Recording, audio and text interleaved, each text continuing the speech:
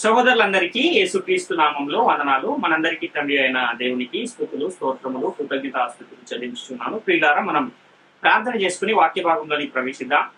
పరలోకమందున్న మా తండ్రి, నీకు స్తుతులు, స్తోత్రములు తండ్రి. ఇదిగో తండ్రి, మరొక శ్రేష్టమైన దినాన్ని మా అందరి జీవితంలో మీరు దయచేశారు. నీకు స్తుతులు, స్తోత్రములు. ఇదిగో తండ్రి, మా కుటుంబాలను తండ్రి ఇంతవరకు కాచి కాపాడి మీ కృపలో తండ్రి భద్రపరచారు. నీకే స్తుతులు, స్తోత్రములు. ఇదిగో తండ్రి, పరిశుద్ధ గ్రంథం నుండి మేము మరి యొక్క అంశమును పరిశీలించుండగా ఆత్మ సంబంధమైన సంగతులతోనే సరిపోల్చుకుని సర్వసత్యమును తండ్రి ఉన్నట్టుగా గ్రహించి భూమి మీద మేము ఆ సత్యమును తండ్రి అనుసరిస్తూ నీవు నా మహాలోకానికి తండ్రి మేము మాతో అనేకులను తీసుకుని వచ్చే కృపాభాగ్యమును దయచేయమని మా ప్రభువును రక్షకుడు ఆయన యేసుక్రీస్తు వారి శ్రేష్టమైన నామంలో అడిగి స్తుతించి వేడుకొనుచున్నాము తండ్రి.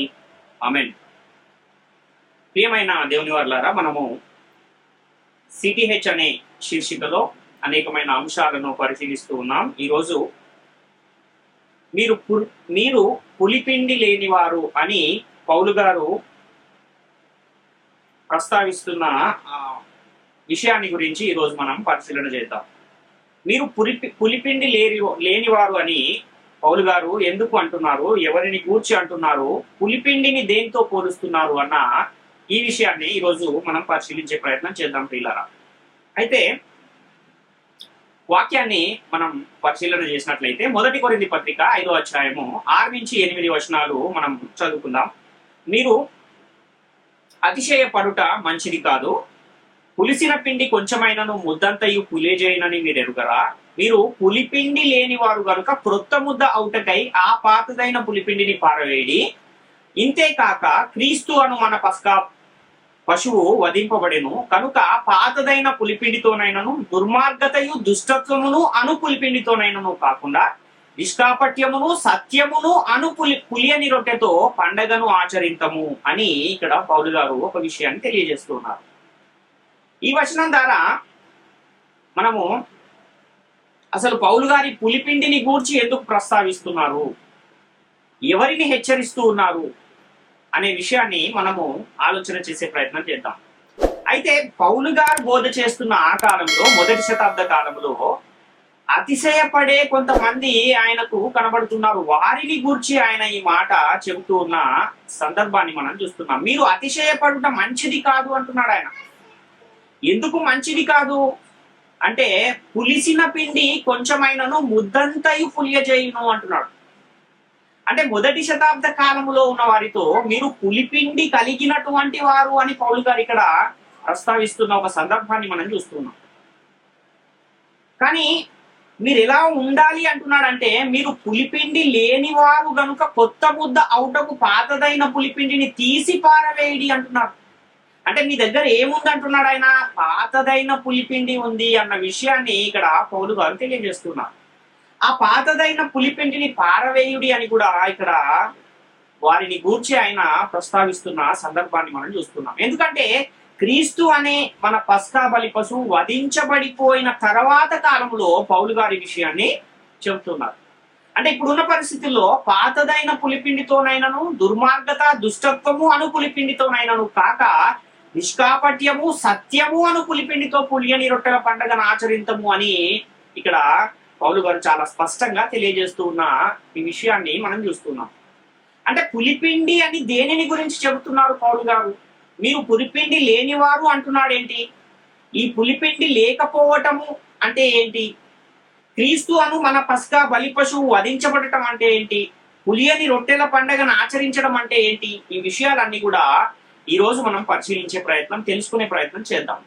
అయితే ఈ పులిపిండి అంటే ఏంటి, పులియని పిండి అంటే ఏంటి, దీని గురించి మొదట మనం తెలుసుకునే ప్రయత్నం చేయగలిగితే, ఈ సంగతిని మనం తెలుసుకోవాలంటే మనకు ఏం అర్థం అవ్వాలి అని అంటే, మనం ఎక్కడికి వెళ్ళాలి అంటే ఇశ్రాయేలీయులున్న ఆ కాలానికి మనం వెళ్ళాలి. అంటే యేసుక్రీస్తు కన్నా ముందున్న దినాలలో, క్రీస్తు పూర్వం ఉన్న దినాలలో ఇశ్రాయేలీయుల యుద్ధకు మనం వెళితే అక్కడ మనకు ఈ విషయం అర్థమయ్యే అవకాశం ఉంది. అంటే ఇశ్రాయేలీయులు ఐగుప్తు బానిసత్వంలో ఉన్న పరిస్థితుల్లో దేవుడు మోషే ద్వారా ఇశ్రాయేలీయులను ఏం చేశాడు? ఐగుప్తు బానిసత్వం నుండి బయటికి రప్పించిన పరిస్థితిని మనం చూస్తున్నాం. ఈ రప్పించే క్రమంలో ఇశ్రాయేలీయులు ఏం చేశారు అంటే, ఐగుప్తు నుంచి బయటకి వచ్చిన తర్వాత అరణ్యములో వాళ్ళు పస్కా బలి పశువును వధించినట్లుగా కూడా మనకు లేఖనాలు కనబడుతున్నాయి. అంతేకాక పులియని రొట్టెల పండగను ఆచరించినట్లుగా కూడా మనము చూస్తాం. కాబట్టి ఈ పులిపిండి అంటే ఏంటి, పులియని పిండి అంటే ఏంటి, పస్కా బలి పశువు వధించబడింది అంటే ఏంటి, ఇవన్నీ కూడా మనము పరిశీలిద్దాం. అయితే నిర్గమకాండం 12వ అధ్యాయం మొత్తాన్ని మనం గనక జాగ్రత్తగా చదవగలిగితే ఈ విషయాలన్నీ కూడా అక్కడ వ్రాయబడి ఉంటాయి. నిర్గమకాండము 12వ అధ్యాయంలో 1 నుంచి 5 వచనాలను మొదట మనం పరిశీలన చేయగలిగితే, మోషే అహరోనులు ఐగుప్తు దేశములో ఉండగా యెహోవా వారితో ఇలాగు సెలవిచ్చెను, నెలలలో ఈ నెల మీకు మొదటిది, ఇది మీ సంవత్సరమునకు మొదటి నెల. మీరు ఇశ్రాయేలీయుల సర్వ సమాజముతో ఈ నెల దశమి నాడు వారు తమ తమ కుటుంబముల లెక్క చొప్పున ఒక్కొక్కడు గొర్రె పిల్లనైనను మేక పిల్లనైనను, అనగా ప్రతి ఇంటికి ఒక గొర్రె పిల్లనైనను ఒక మేక పిల్లనైనను తీసుకొనవలెను. ఆ పిల్లను తినుటకు ఒక కుటుంబము చాలకపోయిన ఎడల వాడును అని పొరుగు వాడును తమ లెక్క చొప్పున దాన్ని తీసుకొనవలెను. ఆ గొర్రె పిల్లను భుజించుటకు ప్రతి వాని భోజనము పరిమితిని బట్టి వారిని లెక్కింపవలెను అని ఇక్కడ మనం చూస్తున్నాం. అంటే ఇక్కడ మీరు ఒక గొర్రె పిల్లను గాని మేక పిల్లను గాని తీసుకుని దాన్ని వధించాలి అని, మీ ఇంటి లెక్క చొప్పున దాన్ని తీసుకోవాలి అని ఇక్కడ మనకు తెలియజేస్తూ ఉన్న ఒక సందర్భాన్ని చూస్తున్నాం. అంటే ఇశ్రాయేలీయుల వారి యొక్క ఆ క్యాలెండర్ ప్రకారము మొదటి నెల, ఆ సంవత్సరములో మొదటి నెలలో 14వ దినమున ఈ విషయం అంతా కూడా జరుగుతుంది అన్న విషయాన్ని కూడా మనం గమనించేవారమై ఉన్నాం. అదేవిధంగా నిర్గమకాండం 12వ అధ్యాయము 6 నుంచి 10 వచనాలను కూడా మనం చూస్తే, నిర్దోషమైన ఏడాది మగపిల్లను తీసుకునవలెను, గొర్రెలలో నుండి అయినను మేకలలో నుండి అయినను దాన్ని తీసుకునవచ్చును. ఈ నెల 14వ దినము వరకు మీరు దాన్ని ఉంచుకునవలెను. తరువాత ఇశ్రాయేలీయుల సమాజపు వారందరూ తమ తమ కూటములలో సాయంకాలమందు దాన్ని చంపి దాని రక్తము కొంచెము తీసి తాము దాన్ని తిని ఇండ్ల ద్వారబంధపు 2 నిలువు కమ్ముల మీదను పైకమ్మి మీదను చల్లి ఆ రాత్రియే వారు అగ్నిచేత కాల్చబడిన ఆ మాంసమును పొంగని రొట్టెలను తినవలెను. చేదు కూరలతో దానిని తినవలెను. దాని తలను దాని కాళ్లను దాని ఆంత్రములను అగ్నితో కాల్చి దాన్ని తినవలెను. దానిలో ఉడికి ఉడకనిదైనను నీళ్లతో వండబడినదైనను తినకూడదు. ఉదయకాలం వరకు దానిలో నిదేదియు మిగిలింపకూడదు. ఉదయకాలం వరకు దానిలో మిగిలినది అగ్నితో కాల్చివేయవలెను అని ఇక్కడ ఇంకా కొన్ని విషయాలను మనకు తెలియజేస్తున్నాడు. అంటే ఆ పస్కా బలి పశువును ఏ విధంగా వధించాలి, దాన్ని ఎలా తినాలి, దాన్ని ఎలా వండాలి, దాన్ని తినే విధానం ఏమిటి అన్న విషయాన్ని ఇక్కడ తెలియజేస్తూ ఉన్న పరిస్థితిని మనం చూస్తున్నాం. అంటే దాన్ని చేదు కూరలతో కలిపి తినాలి అంటున్నాడు. అదేవిధంగా దాన్ని పులియని రొట్టెలతోనే తినాలి అంటున్నాడు. దాన్ని వండి తినకూడదు, అగ్నితో కాల్చి మాత్రమే తినాలి అన్న విషయాన్ని కూడా తెలియజేస్తున్నాడు. అంతేకాక ఏమైనా ఆ రాత్రికి మిగిలిపోతే దాన్ని అగ్నితో కాల్చివేయాలి అన్న విషయాన్ని కూడా ఇక్కడ తెలియజేస్తున్న పరిస్థితిని మనం చూస్తున్నాం. అంటే పస్కా బలి పశువును గురించిన విధిని కూర్చి ఇక్కడ అనేకమైన విషయాలను ఇశ్రాయేలీలతో చెబుతూ ఉన్న సందర్భం. అదేవిధంగా నిర్గమకాండం 12వ అధ్యాయము 10 నుంచి 14 వచనాలు కూడా మనం చూస్తే, దానిలో ఉడికి ఉడకనిదైనను నీళ్లతో వండినదైనను తినకూడదు. ఉదయకాలం వరకు దానిలోనిది ఏది మిగిలింపకూడదు. ఉదయకాలం వరకు దానిలో మిగిలినది అగ్నితో కాల్చివేయవలెను. మీరు దానిని తినవలసిన విధమేమనగా, మీ నడుము కట్టుకుని మీ చెప్పులు తొడుగుకుని మీ కర్రలు చేత పట్టుకుని త్వరపడుచు దాన్ని తినవలెను. అది యెహోవాకు పస్కా బలి. ఆ రాత్రి నేను ఐగుప్తు దేశమందు సంచరించు ఐగుప్తు దేశమందలి మనుష్యులలోనే గాని జంతువులలోనే గాని తొలి సంతతి అంతయు హతము చేసి ఐగుప్తు దేవతలకందరికి తీర్పు తీర్చదను. నేను యెహోవాను. మీరున్న ఇండ్ల మీద ఆ రక్తము మీకు గుర్తుగా ఉండును. నేను ఆ రక్తమును చూచి మిమ్మును నశింప చేయక దాటిపోయేదను. నేను ఐగుప్తు దేశమును పాడు చేయుచుండగా మిమ్మును సంహరించుటకు తెగులు మీ మీదికి రాదు. కాబట్టి ఈ దినము మీకు జ్ఞాపకార్థమైనదగును. మీరు యెహోవాకు పండగగా దానిని ఆచరింపవలెను. తరతరములకు నిత్యమైన కట్టడగా దానిని ఆచరింపవలెను అని ఇక్కడ ఇంకా కొంచెం ఇన్ఫర్మేషన్ దేవుడు ఇశ్రాయేలీలకు ఇస్తున్నట్టుగా మనం చూస్తున్నాం. అంటే ఆ పస్కా బలి పశువును వధించడానికి గల కారణం ఏంటో కూడా ఇక్కడ మనకు అర్థమవుతుంది. ఎందుకంటే ఒక సంహారక దూత ఆ రాత్రికి రాబోతూ ఉన్నది కనుక ఆ వచ్చిన సంహారక దూత ఏం చేస్తుంది, ఐగుప్తు దేశంలోని పిల్లలలోను జంతువులలోను తొలి సంతతిని చంపడానికి వస్తుంది. ఆ సంహారక దూత నాశనం చేయడానికి వస్తుంది. కాబట్టి ఆ సంహారక దూత నుండి తప్పింపబడడానికి ఇక్కడ ఆ చంపిన ఆ బలి పశువు యొక్క రక్తమును ద్వారబంధముల యొక్క నిలువు కమ్మి మీదను 2 నిలువు కమ్ముల మీదను పై కమ్మి మీదను దాన్ని పూస్తే ఆ రక్తపు గుర్తును చూసిన ఆ సంహారక దూత అక్కడి నుంచి వెళ్ళిపోయి ఆ రక్తమున్న ఇంటిలోనికి చేరకుండా ఐగుప్తు దేశంలో ఉన్న ప్రతి కుటుంబములోనూ ఆ రోజు తొలి సంతానాన్ని హతము చేసిన ఒక పరిస్థితిని కూడా మనం చూస్తున్నాం. అంటే ఇదంతా ఎందుకు జరుగుతూ ఉంది అని అంటే ఇశ్రాయేలీయులను రక్షించడానికి ఇదంతా కూడా జరుగుతుంది అని మనకు చాలా స్పష్టంగా అర్థమవుతుంది. నిర్గమకాండం 12:15-16 కూడా మనం చూస్తే 7 దినములు పులియని రొట్టెలను తినవలెను, మొదటి దినమున మీ ఇండ్లలో నుండి పొంగినది పారవేయవలెను, మొదటి దినము మొదలుకుని 7వ దినము వరకు పులిసిన దానిని తిను ప్రతి మనుషుడు ఇశ్రాయేలీయుల నుండి కొట్టివేయబడును. ఆ మొదటి దినమున మీరు పరిశుద్ధ సంఘముగాను 7వ దినమున పరిశుద్ధ సంఘముగాను కూడుకొనవలెను. ఆ దినములయందు ప్రతి వాడు తినవలసినది మాత్రమే మీరు సిద్ధపరచవచ్చును, అదిగాక మరి ఏ పనియు చేయకూడదు అని ఇక్కడ ఇంకా కొన్ని విషయాలను తెలియజేస్తున్నారు. అంటే 7 దినములు కూడా వాళ్ళు పులియని దానినే తినాలి అని ఇక్కడ ఒక కట్టడను, అంటే మీ తరతరములకు ఇది కట్టడగా ఉండాలి అని చెబుతున్నాడు.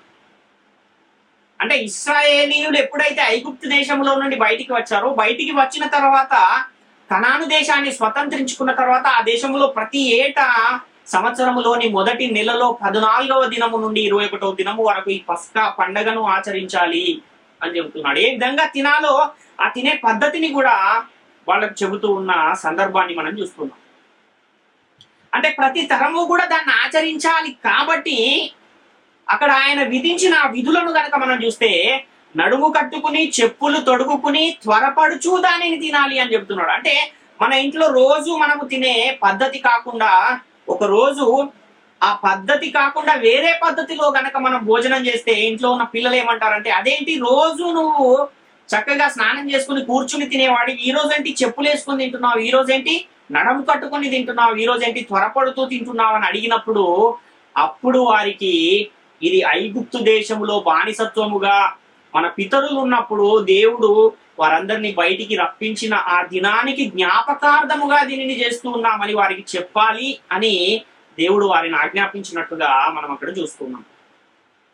ఇంకా నిర్గమకాండం 12:17-23 వరకు కూడా మనం చూడగలిగితే, పులియని రొట్టెల పండుగను మీరు ఆచరింపవలెను, ఈ దినమందే నేను మీ సమూహములను ఐగుప్తు దేశములో నుండి వెలుపలికి రప్పించితిని గనుక మీరు మీ తరములన్నిటిలో ఈ దినమును ఆచరింపవలెను, ఇది మీకు నిత్యమైన కట్టడగా ఉండును. మొదటి నెల 14వ దినము సాయంకాలము మొదలుకుని ఆ నెల 21వ దినము సాయంకాలము వరకు మీరు పులియని రొట్టెలను తినవలెను. 7 దినములు మీ ఇండ్లలో పొంగినదేది ఉండకూడదు. పులిసిన దానిని తినువాడు అన్యుడే గాని ఈ దేశంలో పుట్టినవాడే గాని ఇశ్రాయేలీయుల సమాజములో నుండకు కొట్టివేయబడును. మీరు పులిసినదేది తినక మీ నివాసములన్నిటిలోనూ పులియని వాటినే తినవలెనని చెప్పుమనెను. కాబట్టి మోషే ఇశ్రాయేలీయుల పెద్దలనందరినీ పిలిపించి వారితో ఇట్లా నేను, మీరు మీ కుటుంబముల చొప్పున మందలో నుండి పిల్లను తీసుకుని పస్కా పశువును వధించుడి, మరియు హిస్సోపు కుంచె తీసుకుని పళ్ళెములోనున్న రక్తములో దాన్ని ముంచి ద్వారబంధపు పైకమ్మికిని 2 నిలువు కమ్ములకును పళ్ళెములోని రక్తమును తాకింపవలెను. తర్వాత మీలోనెవరును ఉదయం వరకు తన ఇంటి ద్వారము నుండి బయలు వెళ్ళకూడదు. యెహోవా ఐగుప్తీయులను హతము చేయుటకు దేశ సంచారము చేయుచు ద్వారబంధపు పైకమ్మి మీదను 2 నిలువు కమ్ముల మీదను ఉన్న రక్తమును చూచి యెహోవా ఆ తలుపును దాటిపోవును, మేము హతము చేయుటకు మీ ఇళ్లలోనికి సంహారకుని చొరనీయడు అని ఇక్కడ మోషేతో ఈ విషయాలన్నీ ఆజ్ఞాపించి ఇశ్రాయేలీయులతో ఇవన్నీ చేయించాలని చెబుతున్న సందర్భాన్ని మనం చూస్తున్నాం. నిర్గమకాండం 12:24-27 కూడా మనం చూస్తే, కాబట్టి మీరు నిరంతరము మీకును మీ కుమారులకును దీనిని కట్టడగా ఆచరింపవలెను. యెహోవా తాను సెలవిచ్చినట్లు మీకు ఇచ్చుచున్న దేశమందు మీరు ప్రవేశించిన తర్వాత మీరు దీనిని ఆచరింపవలెను. మరియు మీ కుమారులు మీరు ఆచరించు ఈ ఆచారం ఏమిటని మిమ్మల్ని అడిగినప్పుడు మీరు, ఇది యెహోవాకు పస్కా బలి, ఆయన ఐగుప్తీయులను హతము చేయించు మన ఇండ్లను కాచినప్పుడు ఆయన ఐగుప్తులోనున్న ఇశ్రాయేలీయుల ఇండ్లను విడిచిపెట్టెను అనవాలేనని చెప్పాను. అప్పుడు ప్రజలు తలలు వంచి నమస్కారము చేసిరి అని ఇక్కడ చెప్తున్నాం. అంటే ఈ పస్కా బలి పశువును వధించే విధానం ఏంటి, అది ఎలా చేయాలి, ఏ విధంగా దాన్ని ఆచరించాలి అన్న ప్రతి విషయాన్ని కూడా చాలా స్పష్టంగా ఇశ్రాయేలీలతో చెబుతూ ఉన్న సందర్భాన్ని మనం ఇక్కడ చూస్తున్నాం. అది తరతరములకు వారికి కట్టడగా ఉండాలి అని కూడా ఒక ఆజ్ఞను వారికి జారీ చేస్తున్న ఒక పరిస్థితిని మనం చూస్తున్నాం. 7 దినములు పులియని రొట్టెల పండగలను వారు తప్పనిసరిగా ఆచరించాలి అన్న ఒక ఆజ్ఞను దేవుడు ఇశ్రాయేలీయులకు ఇచ్చాడు. ఐగుప్తు నుండి బయటకు రప్పించినప్పుడు వారు పస్కా పండుగను ఆచరించారు. అదేవిధంగా పులియని రొట్టెల పండుగను కూడా ఆచరించారు. ఆ తర్వాత ఆ పాలు తేనెలు ప్రవహించు వాగ్దత్త దేశంలో వాళ్ళు వెళ్ళిన తర్వాత కూడా అక్కడ పస్కాను ఆచరించిన అనేక సందర్భాలు మనకు కనబడతాయి. కాబట్టి ఈ పస్కా మరియు పులియని రొట్టెల పండుగ ఆ దినము నుండి యేసుక్రీస్తు శిలువలో మరణించి తిరిగి లేపబడి పరలోకానికి వెళ్ళేంత వరకు కూడా జరిగినట్టుగా మన బైబిల్ గ్రంథంలో కూడా మనం అనేకమైన లేఖనాలను చూస్తూ ఉంటాం. యేసుక్రీస్తు వారు కూడా ఈ పస్కాను ఆచరించిన ఒక సందర్భాన్ని మనం గమనించగలిగితే లూకాసు వార్త 22వ అధ్యాయము 14 నుంచి 20 వరకు మనం చూడగలిగితే, ఆ గడియ వచ్చినప్పుడు ఆయనయు ఆయనతో కూడా అపోస్తలుడును పంక్తిని కూర్చుండిరి. అప్పుడు ఆయన, నేను శ్రమ పడక మునుపు మీతో కూడా ఈ పస్కాను భుజింపవలెనని మిక్కిలి ఆశపడితిని. అది దేవుని రాజ్యములో నేను నెరవేరు వరకు ఇక ఎన్నడూను దాన్ని భుజింపనని మీతో చెప్పుచున్నాను అని వారితో చెప్పి, ఆయన గిన్నె ఎత్తుకుని కృతజ్ఞతాస్తుతులు చెల్లించి, మీరు దీనిని తీసుకుని మీలో పంచుకొనిడి. ఇక మీదట దేవుని రాజ్యము వచ్చే వరకు నేను ద్రాక్షారసము తాగనని మీతో చెప్పుచున్నాను నేను. పిమ్మట ఆయన ఒక రొట్టె పట్టుకుని కృతజ్ఞతాస్తుతులు చెల్లించి దానిని విరిచి వారికి ఇచ్చి, ఇది మీ కొరకు ఇయ్యబడిచున్న నా శరీరము, నన్ను జ్ఞాపకము చేసుకొనుటకై దీనిని చేయుడని చెప్పాను. ఆ ప్రకారమే భోజనమైన తరువాత ఆయన గిన్నెను పట్టుకుని, ఆ గిన్నె మీ కొరకు చిందింపబడుచున్న నా రక్తము వలననైనా క్రొత్త నిబంధన అని ఇక్కడ యేసుక్రీస్తు వారు కూడా ఏదైతే ఆ పస్కా పండగను వారు ఆచరించారో ఆ పస్కాకు సాదృశ్యంగా నేను అర్పింపబడబోచున్నాను అన్న విషయాన్ని శిష్యులతో ఆయన చెబుతూ ఉన్న ఈ సందర్భాన్ని మనం చూస్తున్నాం.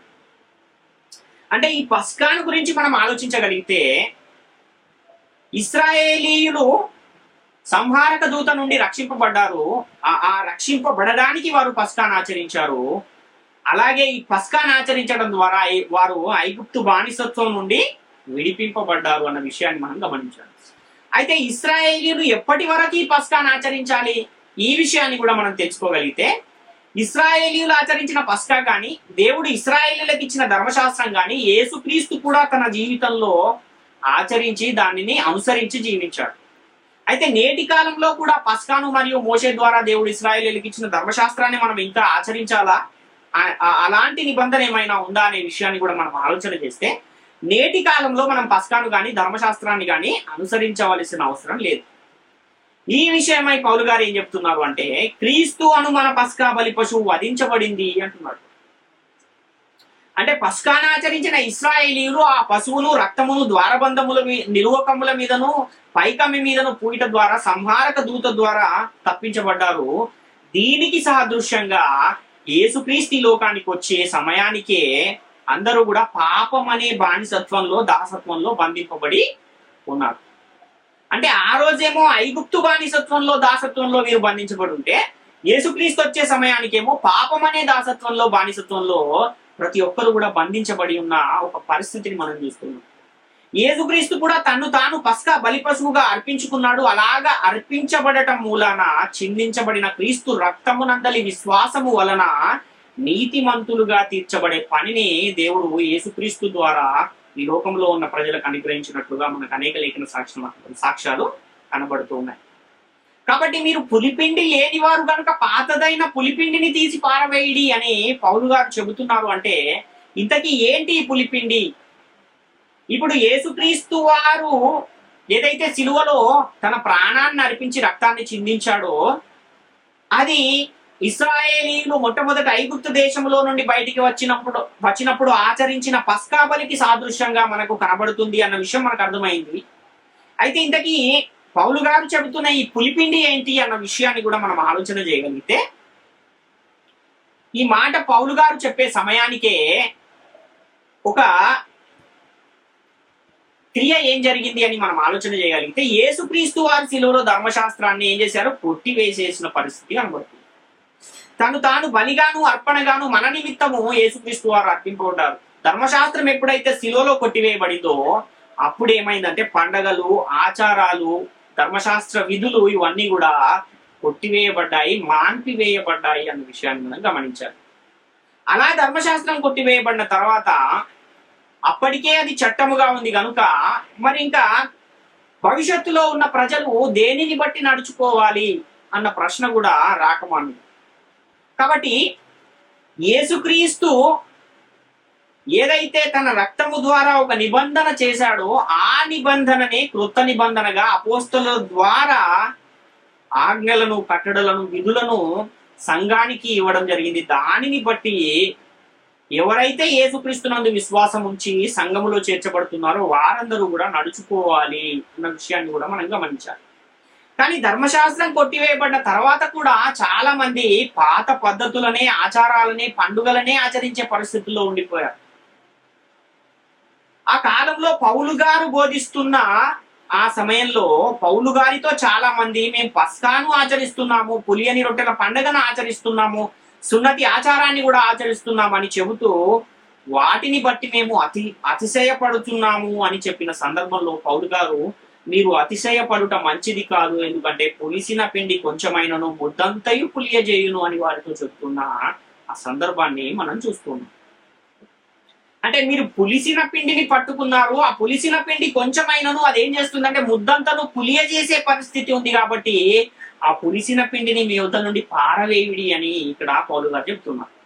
అంటే పాత నిబంధన కాలంలో చేసే పస్కా బలి పశువును గొర్రెల్లో నుండి కానీ మేకల్లో నుండి కానీ తీసుకుని దాన్ని వధించడం అనేది జరిగింది. దాని వలన ఇశ్రాయేలులకు జరిగిన మేలేంటి అని మనం ఆలోచిస్తే వారి ప్రాణాలు రక్షింపబడ్డాయి. అంటే శారీరక రక్షణ వారికి వచ్చింది. ఐగుప్తు దేశములో నుండి వారికి ఒక స్వతంత్రత అనేది దొరికింది. మరి ఐగుప్తు దేశంలో ఉన్న కుటుంబాలలో ఏం జరిగింది అంటే ప్రతి కుటుంబంలో ఉన్న తొలిచూలు, పిల్లలు, జంతువులు అన్ని కూడా హతమైపోయిన పరిస్థితి ఇక్కడ మనకు కనబడుతుంది.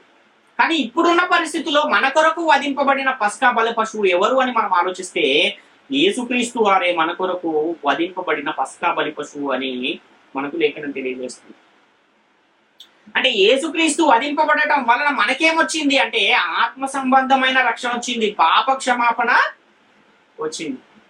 కాబట్టి మనం ఏది ఆచరించాలి అంటే పులియని రొట్టెల పండగను ఆచరించాలి. ధర్మశాస్త్రము, ఇశ్రాయేలీయుల ఆచారాలు, పండగలు ఇవన్నీ కూడా పులిసిన పిండితో సమానము అని పౌలు గారు ఇక్కడ పులిసిన పిండిని దేనితో పోలుస్తున్నారంటే ధర్మశాస్త్ర సంబంధమైన క్రియలతో, ధర్మశాస్త్రములో ఉన్న ఆచారాలతో ఈ పులిసిన పిండిని పౌలు గారు పోలుస్తూ ఉన్న ఒక సందర్భాన్ని మనం చూస్తున్నాం.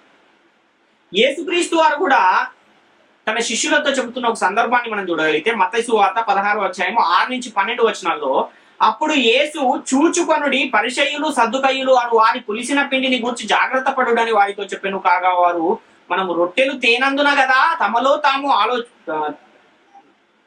కదా ఈ మాట చెప్పానని తమలో తాము ఆలోచించుకొనుచుండిరి. యేసు అది ఎరిగి అల్ప విశ్వాసులారా, మన యొద్ద రొట్టెలు లేవని మీరు ఎందుకు ఆలోచించుకొనుచున్నారు? మీరు ఇంకను గ్రహింపలేదా? 5 రొట్టెలు 5,000 మందికి పంచిపెట్టినప్పుడు ఎన్ని గంపలెత్తిరో అది అయినను, 7 రొట్టెలు 4,000 మందికి పంచిపెట్టినప్పుడు ఎన్ని గంపలెత్తిరో అది అయినను మీకు జ్ఞాపకము లేదా? నేను రొట్టెలను గూర్చి మీతో చెప్పలేదు, మీరెందుకు గ్రహింపరు? పరిసయ్యులు సద్దుకయ్యులు అను వారి పులిసిన పిండిని గూర్చియే జాగ్రత్త పడుడని చెప్పాను. అప్పుడు రొట్టెల పులిసిన పిండిని గూర్చి కాదు గాని పరిసయ్యులు సద్దుకయ్యులు అను వారి బోధను గూర్చియే జాగ్రత్త పడవలెను అని ఆయన తమతో చెప్పానని వారు గ్రహించిరి. అంటే యేసుక్రీస్తు వారు ఇక్కడ పులిసిన పిండిని దేనితో పోలుస్తున్నారంటే పరిసయ్యులు సద్దుకయ్యులు చేసే బోధను ఆ పులిసిన పిండితో పోలుస్తూ ఉన్న ఒక సందర్భాన్ని మనం చూస్తున్నాం. ఇంతకీ పరిసయ్యులు సద్దుకయ్యులు బోధించేది ఏ బోధ? వారు కూర్చునే పీఠం ఏది అన్న విషయాన్ని కూడా మనం ఆలోచిస్తే మత్తయి సువార్త 23వ అధ్యాయం 2వ వచనంలో శాస్త్రులను పరిసయ్యులను మోషే పీఠమందు కూర్చుండువారు అని ఇక్కడ మనకు కనబడుతుంది. అంటే మోషే పీఠమందు కూర్చున్న వీరు దేనిని బోధిస్తారు అని అంటే మోషే ద్వారా ఇశ్రాయేలులకు ఇవ్వబడిన ధర్మశాస్త్ర సంబంధమైన బోధను వారు బోధిస్తారు అని మనకు అర్థమవుతుంది. అంటే పౌలు గారు చేస్తున్న హెచ్చరికను మనం ఆలోచన చేయగలిగితే మీరు అతిశయపడుట మంచిది కాదు అంటున్నాడు. పులిసిన పిండి కొంచెమైనను ముద్దంతయు పులియజేయును అంటున్నాడు. దీనిని బట్టి పులిసిన పిండితో పౌలు గారు దేన్ని పోలుస్తున్నారు అంటే ధర్మశాస్త్ర సంబంధమైన బోధను పులిసిన పిండితో పౌలు గారు కూడా పోలుస్తున్నారు అన్న విషయము మనకి ఇక్కడ అర్థమవుతుంది. అంటే గొర్రెలు లేక మేకల రక్తమును ద్వారబంధములకు పూయుట ద్వారా వారు సంహారక దూత నుండి రక్షింపబడ్డారు. కానీ నేటి కాలంలో యేసుక్రీస్తునందలి విశ్వాసము వలన నిత్య నరకము నుండి తప్పింపబడి నిత్య జీవానికి మనం వారసులం అవుతున్నాము అన్న విషయాన్ని మనం ఇక్కడ గ్రహించే వారమై ఉన్నాం. రోమపత్రిక 5:8-9 మనం చూస్తే, అయితే దేవుడు మన ఎడల తన ప్రేమను వెల్లడిపరుచుచున్నాడు ఎట్లనగా, మనం ఇంకను పాపులమై ఉండగానే క్రీస్తు మన కొరకు చనిపోయెను, కాబట్టి ఆయన రక్తము వలన ఇప్పుడు నీతిమంతులముగా తీర్చబడి మరింత నిశ్చయముగా ఆయన ద్వారా ఉగ్రత నుండి రక్షింపబడుదుము అంటున్నాడు. అంటే యేసుక్రీస్తునందుంచిన విశ్వాసము మనల్ని ఎక్కడి నుంచి తప్పిస్తుంది అంటే ఉగ్రత నుండి తప్పిస్తుంది అన్న విషయాన్ని మనం ఇక్కడ గ్రహించాలి. అదేవిధంగా రోమపత్రిక 3:26 కూడా మనం చూస్తే, క్రీస్తు యేసు రక్తమునందలి విశ్వాసము ద్వారా ఆయనను కరుణాధారముగా బయలుపరచను, దేవుడు ఇప్పటి కాలమందు తన నీతిని కనబరుచు నిమిత్తము తాను నీతిమంతుడును యేసునందు విశ్వాసము గల వాణిని నీతిమంతులుగా తీర్చువాడునై ఉంటకు ఆయన అలాగు చేసెను అంటున్నారు. అంటే యేసుక్రీస్తును ప్రభు అని ఎవరైతే నమ్మి, యేసుక్రీస్తును దేవుడు మృతులలో నుండి లేపాడని విశ్వసించి ఎవరైతే యేసుక్రీస్తు నామములో బాప్తిస్మం పొందుతున్నారో వారు నిత్య నరకము నుండి తప్పింపబడి నిత్య జీవానికి వారసులు అవుతూ ఉన్నారు, పరలోకానికి వెళ్ళే ఒక పరిస్థితిని పొందుకుంటున్నారు అన్న విషయాన్ని మనం ఇక్కడ గమనించాలి. హెబ్రీ పత్రిక 9:11 మనం చూడగలిగితే, హెబ్రీ పత్రిక 9:11 మనం చూడగలిగితే, అయితే క్రీస్తు రాబోచున్న మేలుల విషయమై ప్రధాన యాజకుడుగా వచ్చి తానే నిత్యమైన విమోచన సంపాదించి హస్తకృతము కానిది అనగా ఈ సృష్టి సంబంధము కానిదియు మరీ ఘనమైనదియు పరిపూర్ణమైనదియునైన గుడారము ద్వారా మేకల యొక్కయు కోడెల యొక్కయు రక్తముతో కాక తన స్వరక్తముతో ఒక్కసారే పరిశుద్ధ స్థలములో ప్రవేశించను, ఏలయనగా మేకల యొక్కయు ఎడ్ల యొక్కయు రక్తమును మైలపడిన వారి మీద ఆవు దూడ బూడిది చల్లుటయు శరీర శుద్ధి కలుగునట్లు వారిని పరిశుద్ధపరిచిన ఎడల నిత్యుడగు ఆత్మ ద్వారా తను తాను దేవునికి నిర్దోషినిగా అర్పించుకొనిన క్రీస్తు యొక్క రక్తము నిర్జీవ క్రియలను విడిచి జీవము గల దేవుని సేవించుటకు మీ మనస్సాక్షిని ఎంతో ఎక్కువగా శుద్ధి చేయము అంటున్నారు. అంటే పాత నిబంధన కాలములోనైతే ఎడ్ల యొక్కయు మేకల యొక్కయు కోడల యొక్కయు రక్తము ద్వారా వాళ్ళు రక్షింపబడ్డారు లేదా నీతిమంతులుగా తీర్చబడ్డారు, కానీ నేటి కాలములో నిత్యుడకు ఆత్మ ద్వారా దేవునికి నిర్దోషినిగా అర్పించుకున్న క్రీస్తు రక్తము ద్వారా మనము రక్షింపబడుతూ ఉన్నాము అన్న విషయాన్ని మనం ఇక్కడ గమనించాలి. అంటే పౌలు బోధ చేస్తున్న కాలములో చాలా మంది ఎవరి దగ్గరికి వస్తున్నారు అంటే మోషే పీఠం మీద కూర్చునే శాస్త్రులు పరిశీల యొద్దకు వస్తున్నారు. వారు చేసే ధర్మశాస్త్ర సంబంధమైన బోధన అనుసరించి వారుగా చాలా మంది ఆ కాలంలో కనబడుతూ ఉన్నారు. కనుకనే పౌలు గారు పులిపిండి కొంచెమైనను ముద్దంతయు పులియజేయును అని చెబుతున్న ఆ పరిస్థితిని మనం ఇక్కడ చూస్తున్నాం. అంటే పులిపిండి లేని వారై ఉండుడి అని పౌలు గారు ఎందుకు చెప్పవలసి వచ్చింది అంటే, క్రీస్తును మన పస్కా బలి పశువు వధించబడ్డాడు కనుక మీరు పులిపిండి లేని వారై ఉండుడి అంటున్నాడు. అంటే ధర్మశాస్త్ర సంబంధమైన బోధకు దూరముగా ఉండుడి అని ఇక్కడ ధర్మశాస్త్రాన్ని అనుసరించే వారిని పౌలు గారు హెచ్చరిస్తూ ఉన్న ఆ సందర్భాన్ని మనం చూస్తున్నాం. అంటే నేడు మనం ఎవరి యొద్దకు రావాలి, ఏ పండగను మనం ఆచరించాలి అని అంటే మనం క్రీస్తు యొద్దకు రావాలి తప్ప పాత నిబంధనలో ఉన్న ధర్మశాస్త్రములో ఉన్న ఆచారాలను పండగలను ఆచరించు వారము కాదు అన్న విషయాన్ని మనము చాలా స్పష్టంగా గమనించు వారమై ఉన్నాం. హెబ్రీ పత్రిక 10:22 కూడా మనం చూస్తే, మనస్సాక్షికి కల్మషము తోచకుండునట్లు ప్రోక్షింపబడిన హృదయములు గలవారమును నిర్మలమైన ఉదకముతో స్నానము చేసిన శరీరములు గలవారమును అయ్యుండి విశ్వాస విషయములో సంపూర్ణ నిశ్చయత కలిగి యథార్థమైన హృదయముతో మనము దేవుని సన్నిధానమునకు చేరుదుము అంటున్నాడు. అంటే నేటి కాలంలో మనం ఎలా ఉండాలంటే మనస్సాక్షికి కల్మషము తోచకుండునట్లు నిర్మలమైన ఉదక స్నానము చేసిన శరీరములు గలవారమై ఉండాలి అని ఇక్కడ పౌలు గారు హెచ్చరిస్తూ ఉన్న ఈ సందర్భాన్ని మనం చూస్తున్నాం. అలా మనం ఉండగలిగితేనే దేవునికి సన్నిధికి చేరే ఒక అవకాశము మనకు ఉంటుంది. దీని నిమిత్తమే యేసుక్రీస్తు కూడా మనలను ప్రేమించి పరిమళ వాసనగా ఉండుటకు ఆయన తను తానే బలిగాను అర్పణగాను అర్పించుకున్న ఒక పరిస్థితి మనకు కనబడుతుంది. తన్ను తాను ఆయన అర్పించుకున్నాడు కనుకనే నేడు మనము దేవుని యొద్దకు చేరగలుగుతూ ఉన్నాం. గల్తీ పత్రిక 2:20 కూడా మనం చూస్తే, నేను క్రీస్తుతో కూడా సిలువ వేయబడి ఉన్నాను, ఇకను జీవించువాడను నేను కాను, క్రీస్తే నా యందు జీవించుచున్నాడు, నేనిప్పుడు శరీరమందు జీవించుచున్న జీవితము నన్ను ప్రేమించి నా కొరకు తన్ను తాను అప్పగించుకొనిన దేవుని కుమారుని అందలి విశ్వాసము వలననే జీవించుచున్నాను అంటున్నాడు. అంటే నీకు నిత్య జీవము రావాలంటే తన్ను తాను అప్పగించుకొనిన దేవుని కుమారుని అందలి విశ్వాసము నీలో ఉండాలి. క్రీస్తు రక్తమునందలి విశ్వాసము నీలో ఉండాలి. అప్పుడే నీవు విశ్వాసము వలన జీవించువాడవుగా ఉండగలుగుతావు అన్న విషయాన్ని ఇక్కడ మనం గమనించువారమై.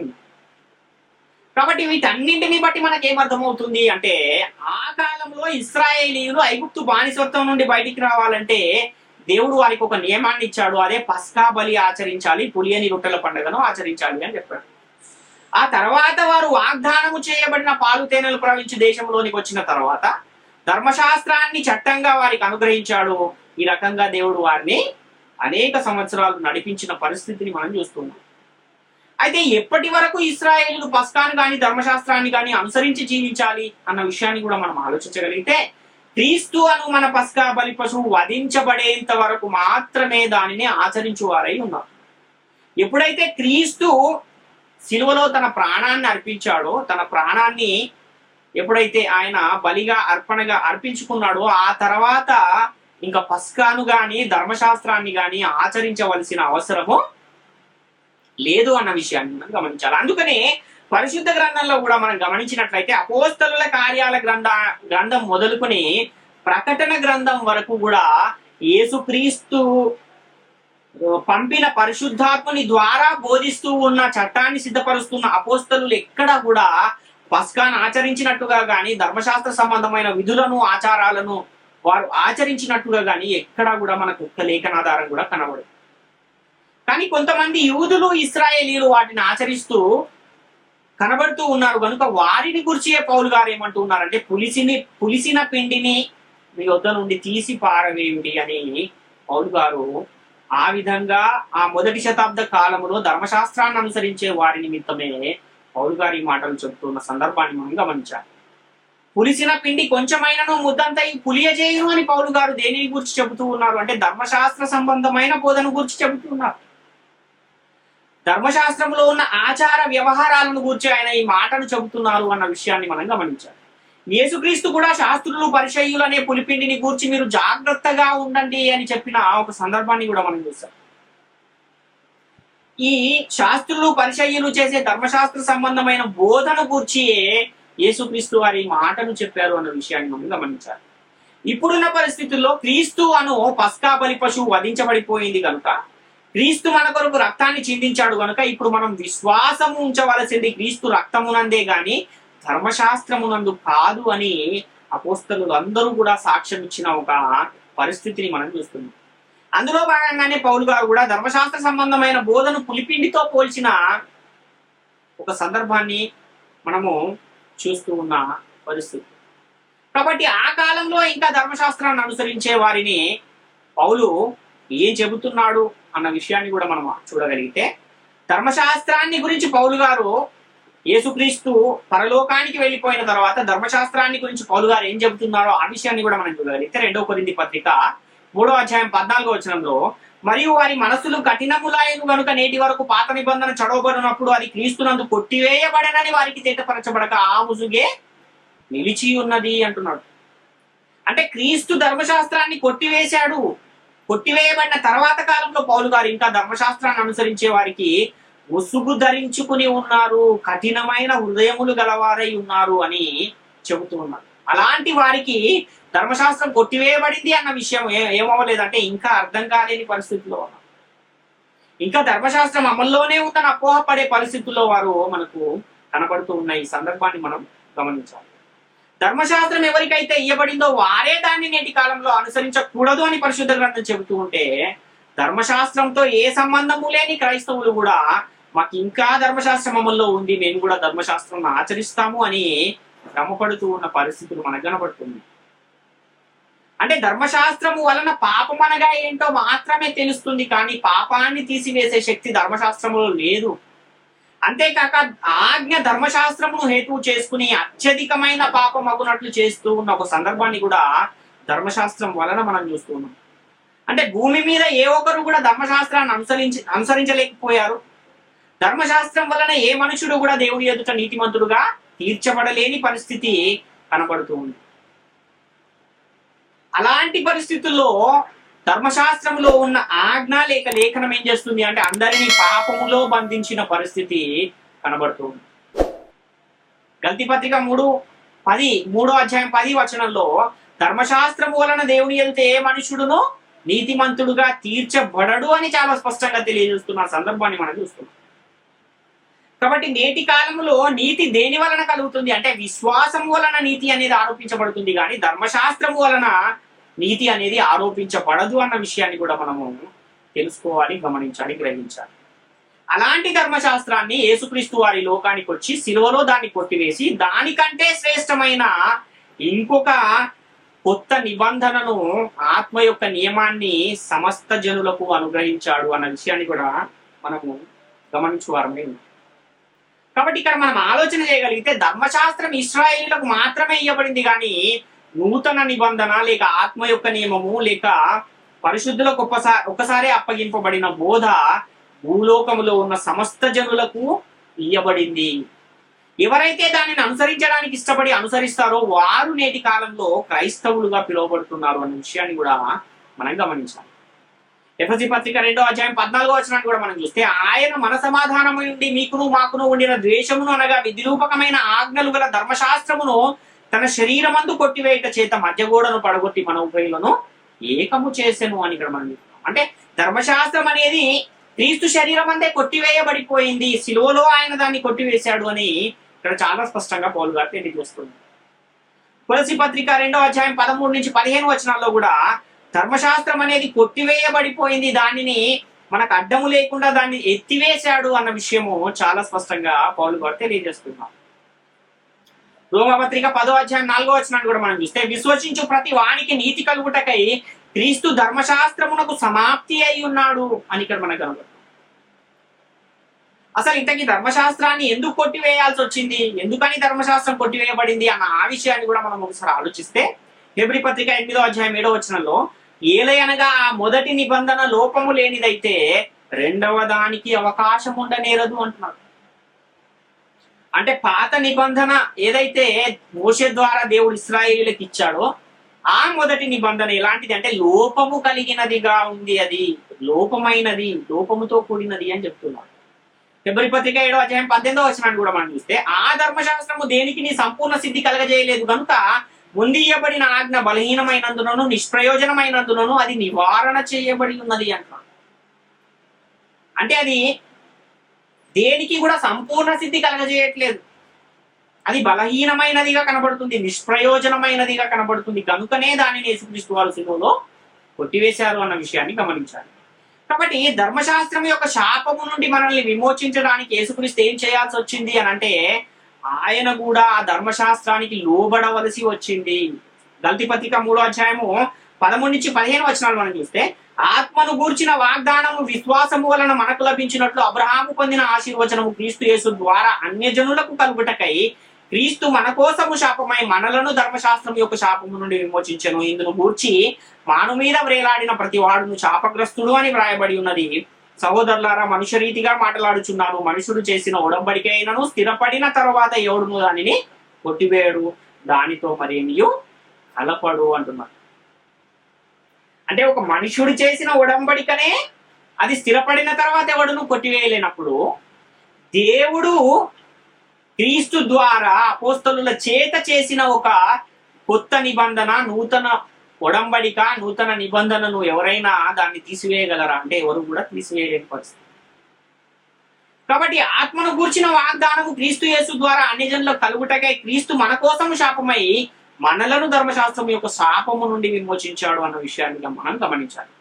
కాబట్టి ఇప్పుడున్న పరిస్థితుల్లో ధర్మశాస్త్రం యొక్క శాపము నుండి విడిపింపబడాలంటే మనం ఎలాంటి పరిస్థితుల్లో మనం ఉండాలి, మనం ఏం చేయాలి మనం ఆలోచన చేయగలిగితే గల్తీ పత్రిక 2:19 నేనైతే దేవుని విషయమై జీవించు నిమిత్తము ధర్మశాస్త్రము వలన ధర్మశాస్త్రము విషయమై చచ్చిన వాడనైతిని అంటున్నాడు పౌలు. అంటే బెన్యామీను గోత్రములో పుట్టి యూదా వంశములో ఉన్న పౌలు గారే ధర్మశాస్త్రం విషయంలో నేను చచ్చిన వాడనైతిని అంటున్నాడంటే అసలు మనకి ఎలాంటి సంబంధము లేని మనము ధర్మశాస్త్రం విషయంలో మనం కూడా ఎలా ఉండాలంటే చచ్చిన వాని వల్లనే ఉండాలి. మనం ధర్మశాస్త్రం నుంచి విమోచింపబడాలంటే ధర్మశాస్త్రం విషయమై చనిపోవాలి అని ఇక్కడ చాలా స్పష్టంగా పౌలు గారు తెలియజేస్తున్న ఈ విషయాన్ని మనము గమనించాలి. అంటే ధర్మశాస్త్రాన్ని మనం అనుసరించవలసిన అవసరం లేదు, ధర్మశాస్త్రంతో మనకు ఎలాంటి సంబంధం లేదు అని పౌలు గారు చాలా స్పష్టంగా ఇక్కడ తెలియజేస్తున్నాం. రోమపత్రిక 7వ అధ్యాయము 5-6 వచనాలు కూడా మనం చూస్తే, ఏలయనగా మనం శరీర సంబంధులమై ఉండినప్పుడు మరణార్థమైన ఫలములు ఫలించుటకై ధర్మశాస్త్రము వలన పాపేచ్ఛలు మన అవయవములలో కార్యసాధకములై ఉండెను. ఇప్పుడైతే దేని చేత నిర్బంధించబడితమో దాని విషయమై చనిపోయిన వారమై ధర్మశాస్త్రము నుండి విడుదల పొందితిమి గనుక మనము అక్షరానుసారమైన ప్రాచీన స్థితి గలవారము కాక ఆత్మానుసారమైన నవీన స్థితి గలవారమై సేవ చేయుచున్నాము అంటున్నారు.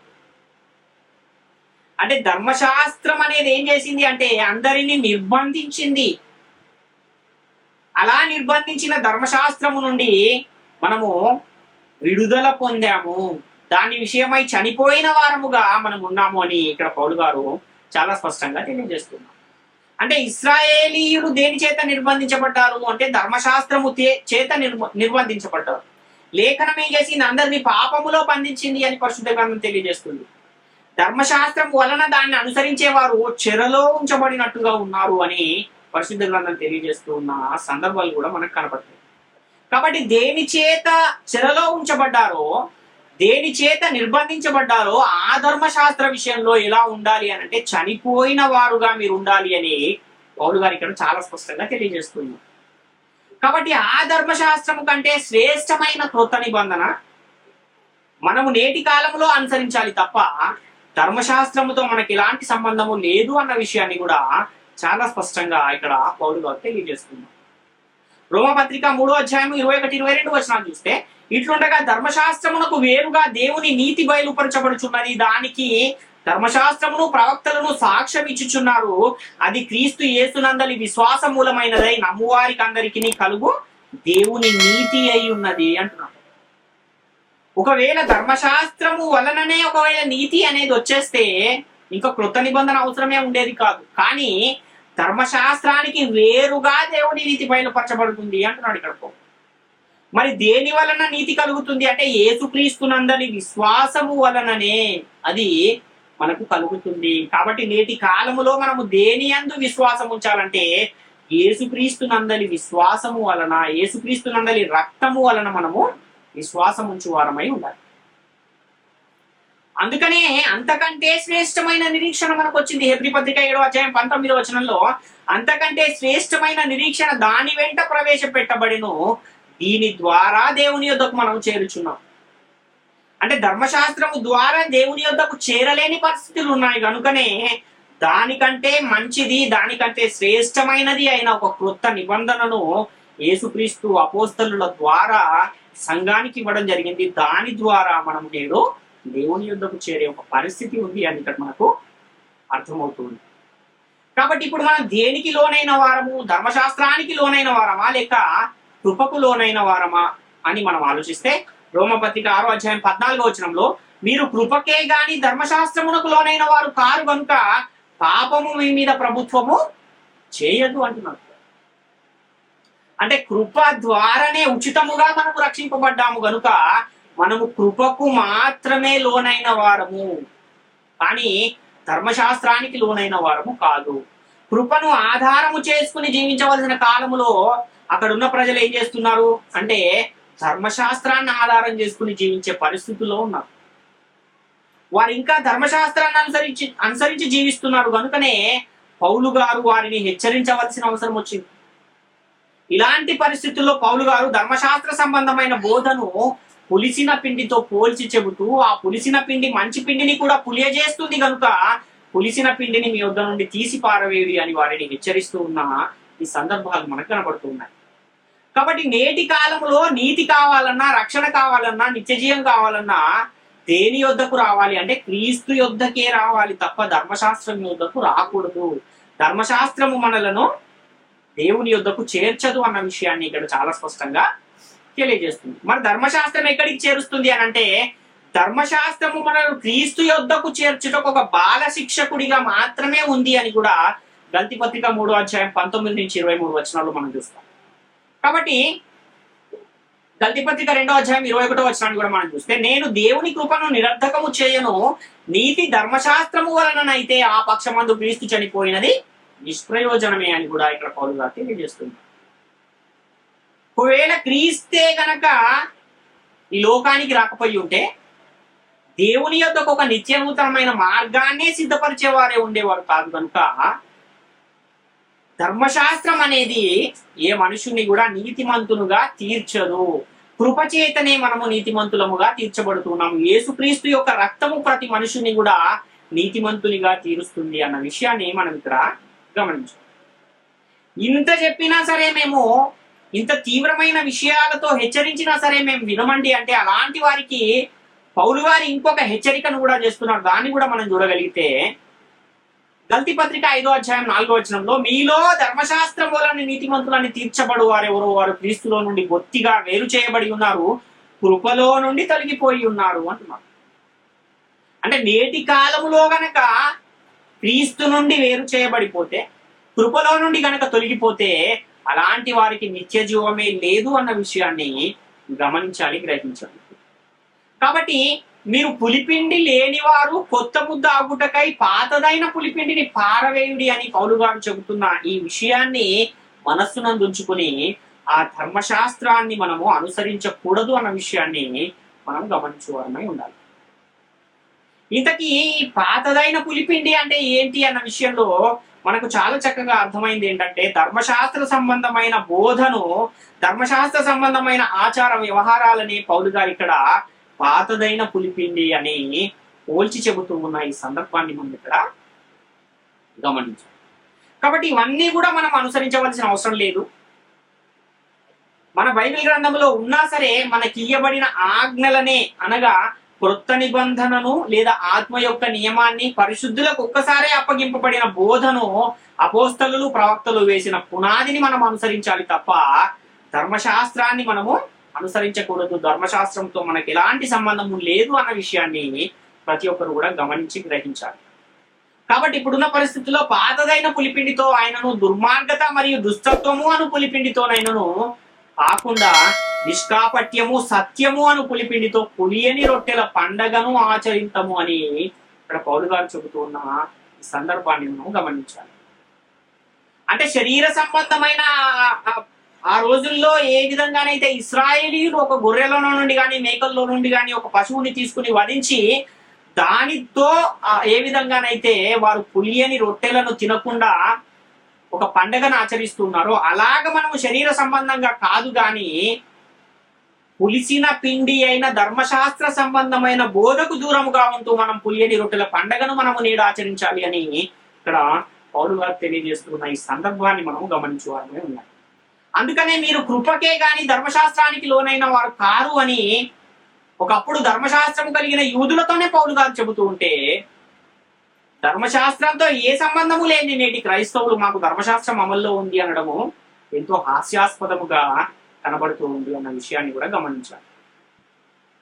కాబట్టి అన్యజనులలో నుండి వచ్చిన క్రైస్తవులు ఇప్పుడు మాకు క్రీస్తు కావాలి, ధర్మశాస్త్రం కావాలి అంటే పులిసిన పిండి కొంచెమైనను ముద్దంతయు పులియజేయును అన్న ఆ మాట అలాంటి వారికే వర్తిస్తుంది అన్న విషయాన్ని గమనించాలి.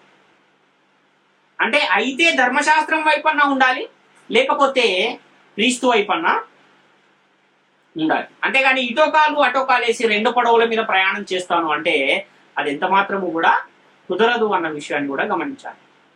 కాబట్టి మీరు కృపకే లోనైన వారు ధర్మశాస్త్రానికి లోనైన వారు కారు అని పౌలు గారు చాలా ఖచ్చితంగా స్పష్టంగా చెప్తున్నారు. కనుక సత్యమందు నిలబడి నిత్య జీవానికి వారసులుగా ఉండాలంటే ధర్మశాస్త్ర సంబంధమైన బోధ విషయంలోనూ ధర్మశాస్త్రం విషయంలోనూ మృతులైన వారిగా ఉంటూ మనము నేటి కాలంలో క్రీస్తునందు విశ్వాసం ఉంచు వారముగా ఉండాలి అని ప్రతి ఒక్కరు కూడా గమనించి గ్రహించాలని మిమ్మల్ని అందరినీ వేడుకొనొచ్చు. నా మాటలను ముగిస్తున్నాను. అందరికీ వందనాలు.